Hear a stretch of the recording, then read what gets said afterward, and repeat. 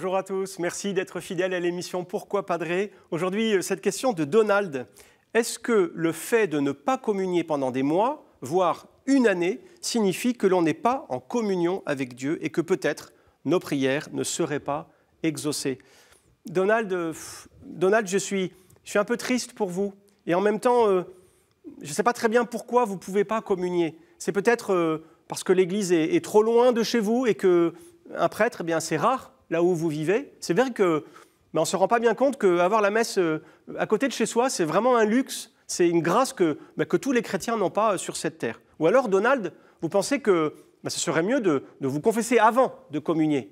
Et vous n'avez pas encore eu l'occasion de le faire. Moi, je vais prier pour vous, pour que vous trouviez très vite un prêtre disponible qui sera là pour vous donner la miséricorde, le pardon de Dieu. Sinon, Donald, je ne vois pas très bien ce qui vous empêche de communier. Et surtout, ne pensez pas qu'à vous, mais pensez aussi à Dieu. Il a très envie, lui, de venir en vous. Un jour, une grande sainte, une religieuse dominicaine, Sainte Catherine de Sienne, a raconté qu'elle avait entendu Jésus lui dire dans le secret de son cœur, fais-toi capacité, je me ferai torrent. C'est très beau. Ça veut dire que Dieu a qu'une envie, c'est de venir en nous, de dévaler en nous comme une cascade de vie. Et le moyen pour ça, le meilleur moyen, c'est la communion.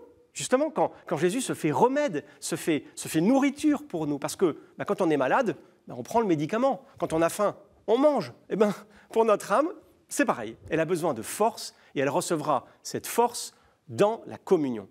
Si vous ne pouvez pas communier, Donald, Dieu est toujours là.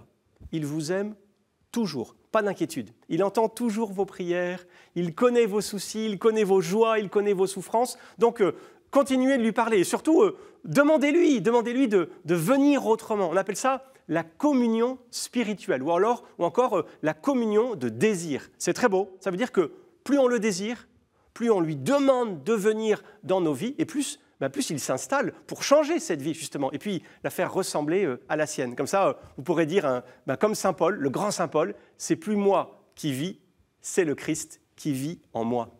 Merci Donald. On peut poser d'autres questions, plein d'autres questions en envoyant un mail à l'adresse pourquoipadré@ktotv.com ou alors sur les réseaux sociaux. Puis bien sûr, retrouvez cette vidéo et plein d'autres sur le site de ktotv.com. À bientôt.